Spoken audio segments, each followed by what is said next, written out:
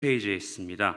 사무엘상 17장 31절부터 40절까지는 우리 교독하고 마지막 절은 함께 읽겠습니다.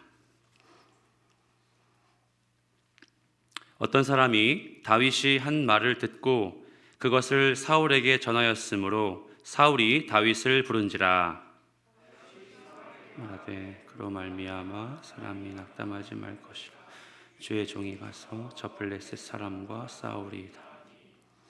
사울이 다윗에게 이르되 내가 가서 저 블레셋 사람과 싸울 수 없으리니 너는 소년이요 그는 어려서부터 용사임이니라. 다윗이 사울에게 말하되 주의 종이 아버지의 양을 지킬 때 사자나 곰이 와서 양떼에게 새끼를 물어가며 내가 따라가서 그것을 치고 그 입에서 새끼를 건져내었고 그것이 일어나 나를 해하고자 하면 내가 그 수염을 잡고 그것을 쳐 죽였나이다.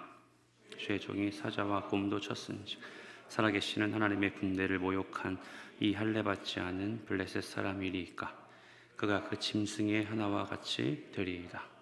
또 다윗이 이르되 여호와께서 나를 사자의 발톱과 곰의 발톱에서 건져내셨은즉 나를 이 블레셋 사람의 손에서도 지켜 건져내시리이다.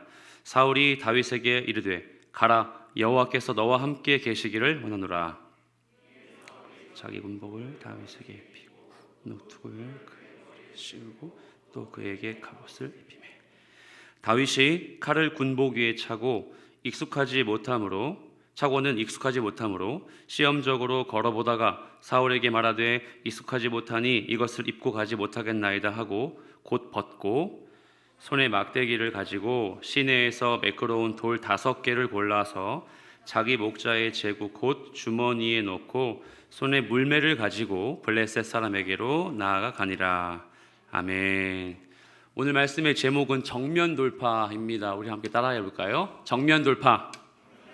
담임 목사님 나오셔서 말씀을 증거하시겠습니다.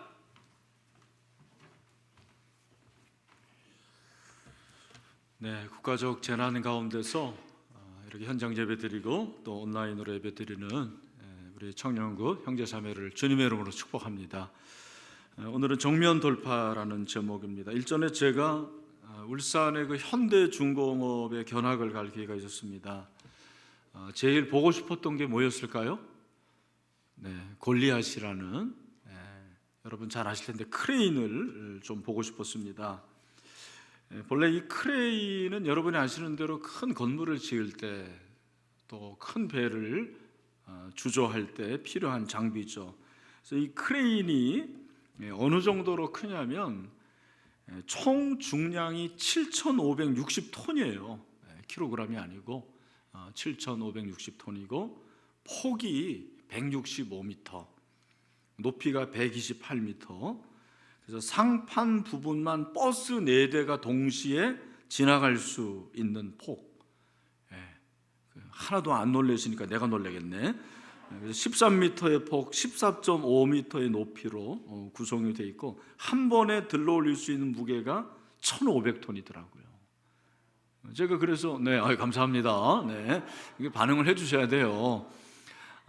이렇게 제가 이 크레인을 봤는데 여러분이 아시는 대로 그 현대중공업 노사 분구가 있으면 크레인으로 올라가요. 그 왜 올라가죠?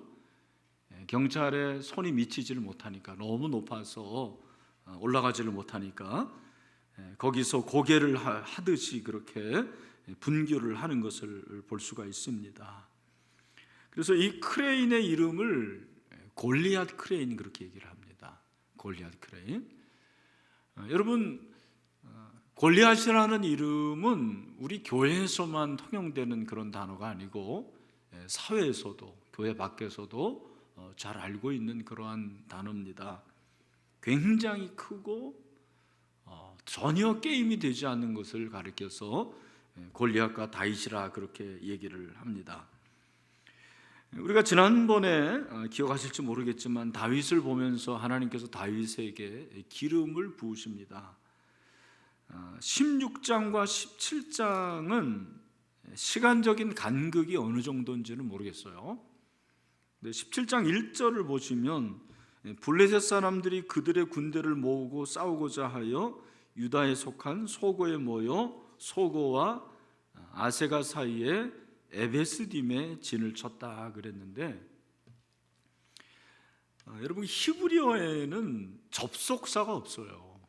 사실 접속사가 없고 접속사적인 용법은 있는데 그걸 우리가 이제 보통 와우 용법이다 그렇게 얘기를 하는데, 17장 1절에도 접속사는 없지만 앞의 내용과 연관되는 그런 게 나오는 거죠. 그래서 1절의 내용과 연관되는 게 그 앞에 16장 23절인데 23절 한번 보세요. 하나님께서 부르시는 악령이 사울에게 이를 때에 다윗이 수금을 들고 와서 손으로 탄즉 사울이 상쾌하여 낫고 악령이 그에게서 떠났다 그랬거든요. 사울이 그 당시에 왕인데 왕인 사울이 영적으로 심히 아주 불안한 상태입니다. 여기 나와 있는 대로 악령이 들어서 그에게서 계속해서 악령이 그를 주관하는 거예요. 영적인 상태가 얼마나 이렇게 잘못되어 있습니까? 바로 이럴 때 나라 꼴이 어떻겠습니까? 나라도 굉장히 위험한 가운데 있었겠죠. 그 위험한 가운데서 설상가상으로 블레셋이 쳐들어온 거예요. 여러분 이제 구약 성경에서 블레셋은 어떻게 이해를 하시냐면 이스라엘과 블레셋의 관계는 아주 앙숙의 관계, 원수의 관계, 마치 우리나라와 일본의 관계와 같습니다. 이 블레셋은 해변 국가예요. 그래서 이스라엘의 그 해변 서쪽에 위치해 있고, 그리고 이 블레셋과 이스라엘은 계속적으로 원수 관계였습니다. 블레셋이 심심하면 쳐들어오는 거죠. 그리고 블레셋은 계속해서 이스라엘을 대적하고 이스라엘도 블레셋을 대적을 했습니다. 근데 이번에는 좀 양상이 다른 것을 볼 수가 있습니다. 블레셋이 쳐들어왔는데 4절 블레셋 사람들의 진영에서 싸움을 도두는 자가 왔는데 그의 이름이 골리앗이고 가드 사람이고 키가 6규빗 한 뼘이라고 그랬습니다. 여러분 규빗이라는 게 이제 한 규빗이 45cm니까 6규빗이면은 어느 정도 되는 거죠? 2m 70 정도 됩니다. 270cm 정도 키가. 그러다가 한 뼘이니까 여러분 그런 사람의 한 뼘은 여러분의 한 뼘 보통 어느 정도 되죠? 한 20cm 맞습니다. 20cm 정도 되는데 이런 사람들은 한 뼘이 한 30cm 되니까 키가 어느가 되는 거예요? 3m가 되는 거예요. 제가 이번에 설교를 준비하면서 기네스북에 오른 제일 키 큰 사람이 누군가 그랬더니 터키 출신의 술탄 쾌센의 이름이 쾌센인데 251cm, 보통 사람보다 1m는 더 큰 것 같아요. 그런데 기네스북에 오른 사람보다 훨씬 큰 거예요.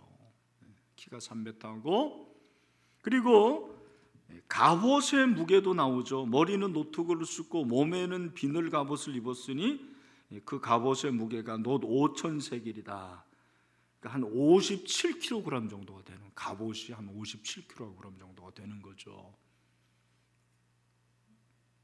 그러니까 여러분 이런 키를 가지고 이런 몸무게를 가지고 나온 이 골리앗이라는 사람이 지금 엄포를 놓고 있는 거죠. 그가 뭐라고 그럽니까? 8절 그가 서서 이스라엘 군대를 향하여 외쳐 이르되 너희가 어찌하여 나와서 전열을 벌였느냐. 그러면서 한 사람을 보내라는 거예요. 한 사람을 보내서 내가 그와 겨루어서 이기면 너희들은 우리의 속국이 될 것이다. 그렇게 아주 쩌렁쩌렁하게 그렇게 소리를 지르는 것을 볼 수가 있습니다. 근데 여러분 이 사울에 비해서 그 다음에 이제 8절이 나오는 12절이 나오는데 그때 이스라엘 백성들은 놀라 크게 두려워했는데 다윗은 어떠했습니까? 다윗을 보면 12절에 보니까 유대 베들레헴 에브라 사람 이세라 하는 사람의 아들이었는데 8아들 중에 막내였어요. 막내. 그러니까 막내라는 것은 여러분 혹시 막내가 있는지 모르겠는데 한 형제 8, 9, 10 중에서 막내는 대부분 키도 좀 작고 힘도 별로 없어요. 엄마가 그냥 거의 막판에 나가지고 힘없이 나가지고 그래요. 그래서 여러분 그 다윗도 보면은 8째인데 막내인데 아마 그랬을 거예요. 그런데 이 다윗이 오늘 본문에 보면 15절에 사울에게로 왕래하며 베들레헴에서 그의 아버지의 양을 쳤다. 투잡을 뛰더라고요 보니까. 여러분 그 16장에 보면 다윗이 뭐를 잘 켜요? 수금을 잘 킵니다. 수금을 잘 켜가지고 사울 궁에 가가지고 사울을 위해서 연주를 할 뿐만 아니라 그리고 또 한편으로는 아버지의 양을 치는 투잡의 원조가 아닌가 그렇게 생각을 해요. 그래서 이 투잡을 뛰는데 그 블레셋 사람이 40일을 조속으로 나와서 몸을 나타냈습니다. 40일 동안 계속해서 이스라엘 백성들에게 엄포를 주고 아주 하나님을 모욕하고 멸시를 하는 거죠. 그때 이제 17절에 보면 다윗에게 아버지가 심부름을 시키는데 17절을 보세요. 내 형들 위하여 볶은 곡식 한 에바, 떡 10덩이 그리고 치즈 10덩이를 가져다가 천부장에 주고 형들의 안부를 살피고 증표를 가져와라. 그러니까 아들 3명이 전장에 출전을 했으니까 아버지의 마음이 어떻겠어요? 그죠? 요즘에 어머니들 뭐 아들 군대에 보내놓고도 노심초사한데 전장을 3명을 보냈어요. 그래서 심부름을 시켜요. 여러분 부모님이 심부름 시키면 심부름 잘 합니까? 성경에 보면 심부름 잘한 사람들, 잘된 사람들 대표적으로 다윗하고 또 누구예요? 요셉도 보면은 그 형들한테 그 야곱이 보내지 않습니까? 그때 옛설하고 갔다 오거든요. 여러분 심부름 잘하시게 되길 축원합니다. 아멘하는 사람이 없네. 우리 지민이 주은이는 심부름 잘한다라는 거 여러분 아시길 바랍니다. 또 집에 가서 또 싫어할 것 같은데 여하튼간에 여러분 심부름 잘해요. 심부름을 받아가지고 갔는데 그래서 이제 은혜 받아내는 게 20절 다윗이 아침에 일찍이 일어났습니다. 아브라함도 아침에 일찍 일어나요. 하나님의 일을 하고 내게 맡겨진 일을 할 때 최선을 다하는 그런 거죠. 아침에 일찍 일어나가지고 심부름을 하는 거죠. 심부름을 하는데 사실 오늘 뭐 살펴볼 게 너무 많은데 다 살펴볼 수 없고 그가 그 형들에게 갔을 때 듣지 못할 말을 들은 거예요. 듣지 못할 말을 듣게 됩니다. 그게 뭐냐면 여러분 오늘 말씀에 보면은 26절 말씀 같이 한번 읽어보면 좋을 것 같은데 26절입니다. 시작. 다윗이 곁에 서 있는 사람들에게 말하이르되 이 블레셋 사람을 죽여 이스라엘의 치욕을 제거하는 사람에게는 어떠한 대우를 하겠느냐? 이 할례받지 않은 블레셋 사람이 누구이기에 살아계시는 하나님의 군대를 모욕하겠느냐? 여러분 골리앗이 살아계시는 하나님의 군대를 모욕을 하는 거예요. 이 모욕에 대해서 참을 수가 없었어요. 울분을 터뜨립니다. 우리에게 이런 의분이 있어야 되거든요. 하나님을 모욕하고 하나님에 대해서 막 욕하고 그런 거 많이 보잖아요. 진짜 그럴 때 우리의 그 가슴 속에서 이런 의분이 나와야 되거든요. 다윗에게 이런 의분이 생긴 거예요. 내가 도저히 가만히 있을 수 없다. 그래서 여러분이 아시는 대로 32절 내가 가서 블레셋 사람과 싸우리이다. 사실 그 사이에는 이제 그 다윗이 싸우겠다 그러니까 한 사람이 사울 왕에게 알려주고 사울 왕이 불러요. 아무도 나서는 사람이 없는데 저 조그만 이 이세 아들 막내가 싸우겠다 그러니까 한번 와보라는 거죠. 저 블레셋 사람과 싸우리이다. 뭐예요? 이게 정면 돌파예요. 내가 한번 맞서보겠다. 아무도 나서지 않고 두려워만 하는데 내가 한번 대결하겠다. 정면 대결하죠. 그런데 여러분, 여기서 이제 우리가 관심을 가져야 될 것은 사울과 다윗의 차이예요. 사울은 어떻게 합니까? 33절 사울이 다윗에게 이르되 내가 가서 저 블레셋 사람과 싸울 수 있다 없다? 없다. 다윗은 싸우겠다 그러는데 사울은 싸울 수 없다. 왜? 이유가 뭐예요? 이유가 딱 나와요. 33절 너는 소년이고 그는 어려서부터 용사다. 누구나 아는 얘기, 상식적인 얘기. I am a boy, you are a girl. 똑같아요. 그죠? 너는 소년이고 그는 용사다. 어려서부터 벌써 사람이 다르다라는 거예요. 키가 다르고 도저히 게임이 안 된다라는 거죠.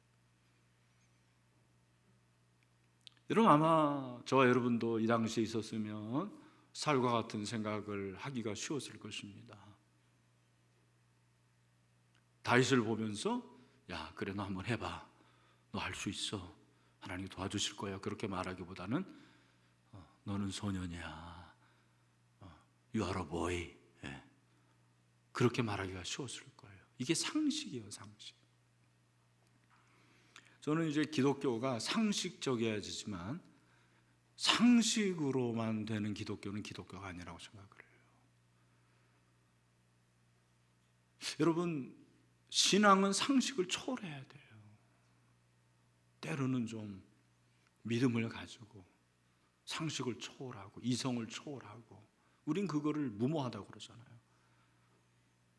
여러분, 무모한 것과 무모하지 않은 것의 차이가 뭐겠느냐? 저는 오늘 본문에서 그걸 좀 여러분과 함께 나누려고 합니다.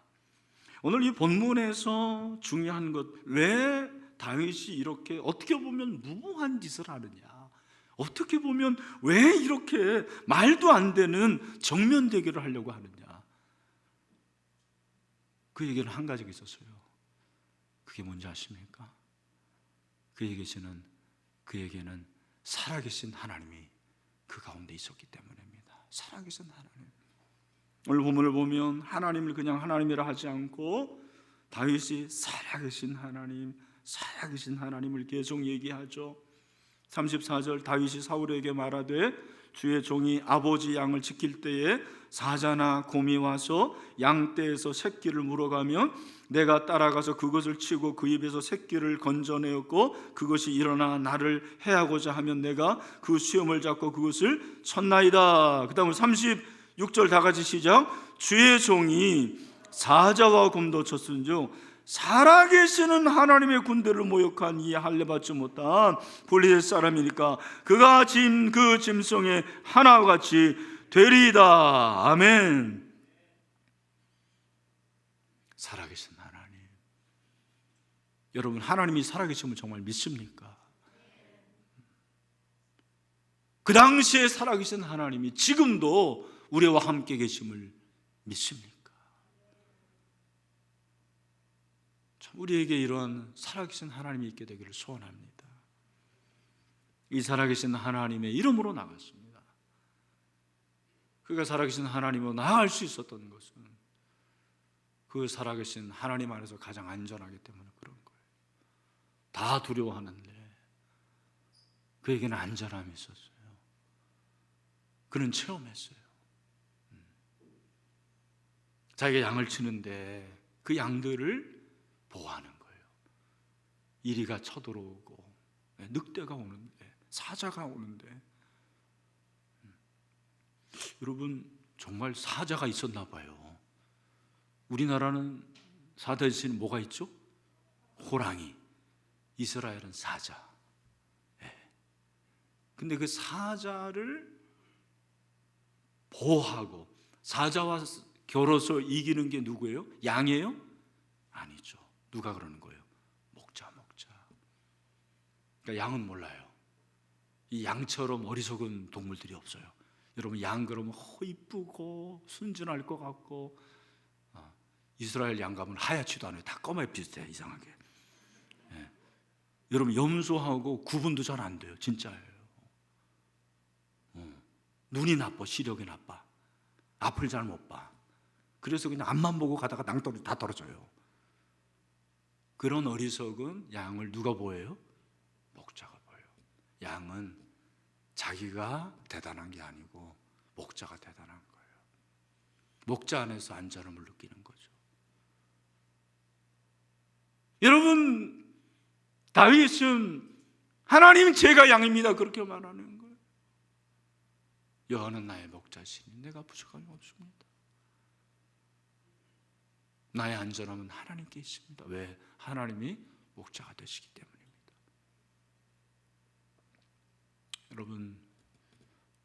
여러분이 어떤 상황 가운데 있을지라도 여러분의 안전은 하나님께 있음을 믿으시길 바랍니다. 그게 살아계신 하나님이에요. 살아계신 하나님 안에서는 안전한 거예요. 또 한 가지, 살아계신 하나님, 그 하나님을 이가 이렇게 고백하는 것은 하나님을 기대하기 때문에 그렇습니다. 하나님을 기대하는 거예요. 하나님 도와주시고 하나님 역사하여 주시옵소서. 오늘 찬양할 때 그 하나님을 기대합니다라는 찬양했는데, 여러분 정말 하나님을 기대하십니까? 늘 하나님을 기대하세요.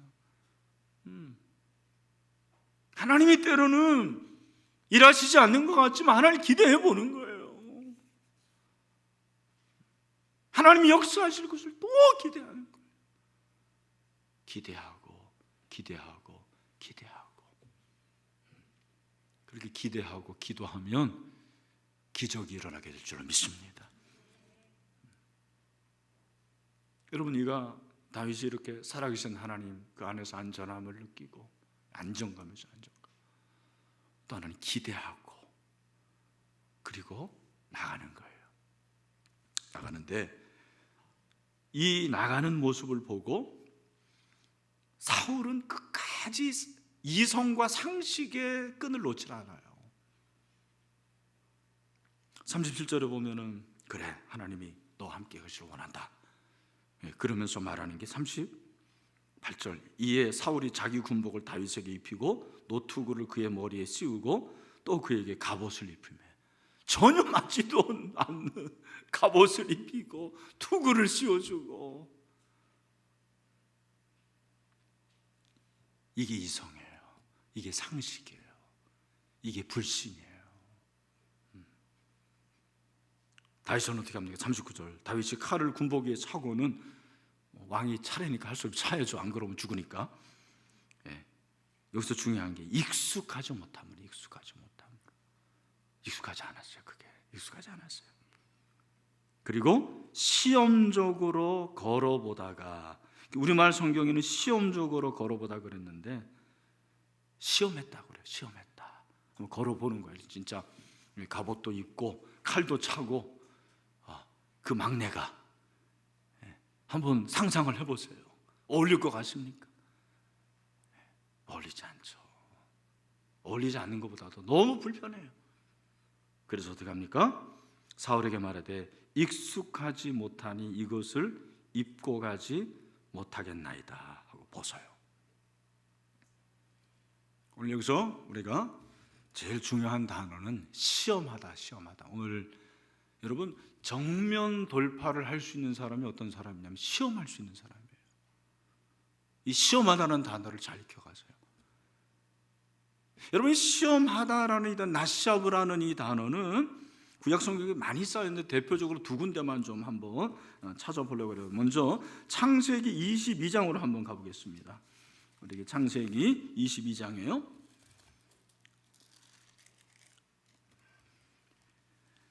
자, 빨리 찾으고요. 창세기 22장 1절을 같이 한번 읽겠습니다. 22장 1절입니다. 다 같이 시작. 그 이후에 하나님이 아브라함을 시험하시려고 그를 부르시되 아브라함아 하시니 그가 이르되 내가 여기 있나. 하나님이 그를 어떻게 합니까? 시험해요. 시험하다. 시험하다라는 단어가 똑같아요. 또 한 군데 다니엘서입니다. 우리 다니엘서 1장.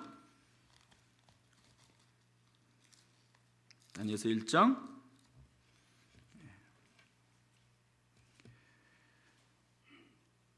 자, 8절부터 한번 보십시오. 8절부터 쫙 보면은 다니엘이 그 환관장에게 우리는 고기를 먹지 않겠습니다. 그러면서 12절이에요. 12절을 또 읽읍시다. 시작. 청하오니 당신의 종들을 열흘 동안 시험하여 어떻게 하여? 시험하여 채식을 주어 먹게 하고 물을 주어 마시게 한 후에 우리가 세 군데를 찾아봤는데 이 시험하다라는 이 단어가 가지고 있는 공통점이 하나 있다고 생각해요. 그건 믿음이에요. 믿음을 시험해 보는 거예요. 하나님이 아브라함의 시험한 게 시험 문제 준 게 뭐예요? 그의 믿음을 시험하신 거예요. 다니엘도 환관장에게 여러분 그런 말 할 수 있습니까? 자기 친구들 다 산해주미 먹는데 그거 먹지 않고 나는 그냥 물만 마시고 채소만 먹겠습니다. 요즘에는 뭐 샐러드로 이렇게 하는 것도 있긴 있습니다만 그런 장면이 아니잖아요. 시험하다. 믿음이죠. 믿음. 나 믿음으로 돌파한다. 여러분 다시 돌아오면 이 사무엘상 17장에 다윗도 시험적으로 걸어보다가 사울에게 말하되 익숙하지 못하니 이것을 입고 가지 못하겠나이다. 여러분 오늘 이 본문에는 나와 있지만 시험이라는 단어가 또 한 번 나와요.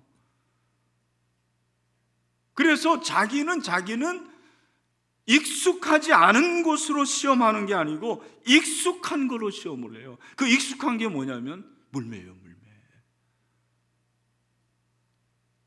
제가 오늘 이 말씀을 통해서 여러분들에게 한 가지 꼭 말씀드리고 싶은 것이 있습니다. 여러분에게 익숙한 게 있어야 돼요. 익숙한 거. 근데 그 익숙한 게 내가 잘하는 거, 내가 많이 해왔던 거, 그걸 말하고 싶지 않아요. 다윗에게 익숙한 그 물면은 사실은 그의 믿음이었어요. 믿음. 우리 사랑하는 라이프캐쳐 형제 자매 여러분, 저는 여러분들이 믿음에 익숙해지기를 소원합니다. 믿음에서 익숙하세요. 여러분들이 영어회 하는데 익숙하고 또 뭐 컴퓨터 프로그램을 하는데 익숙하고 뭐 실험하는데 익숙하고 다 필요할 수 있어요. 다 익숙한데 믿음에서 서투르면은요 정면 돌파하지 못합니다. 여러분 다윗은 갑옷을 입는 것은 익숙하지 않았어요. 그러나 물매에는 익숙했습니다. 그건 그의 믿음이었어요. 물매를 던질 수 있는 것은 정말 그거는 확률 글쎄 몇 분의 몇일까요? 그 골리앗의 이마에 정통할 수 있는 것은 엄청난 믿음의 시험이죠. 근데 그는 평상시에 이 믿음의 시험에 익숙했던 거예요. 여러분 어려울 때잖아요. 물론 여러분이 잘하는 걸 가지고 그렇게 정면 돌파하라는 것은 세상 사람들이 말할 수 있는 거예요. 자기 개발해서 말하는 거예요. 근데 성경이 말하는 내가 익숙한 것으로 시험하는 것은 그게 아니고 하나님을 기대하고 하나님 안에서 안정감을 느끼고 하나님께 모든 것을 맡기고 신뢰할 수 있는 믿음의 익숙함이라고 저는 생각을 해요. 이 자리에 있는 우리 사랑하는 형제자매 여러분, 온라인을 시청하고 있는 형제자매 여러분, 여러분은 믿음에 익숙하십니까? 하나님을 신뢰하는 것에 익숙하십니까? 하나님 안에 거하는 것에 익숙하십니까?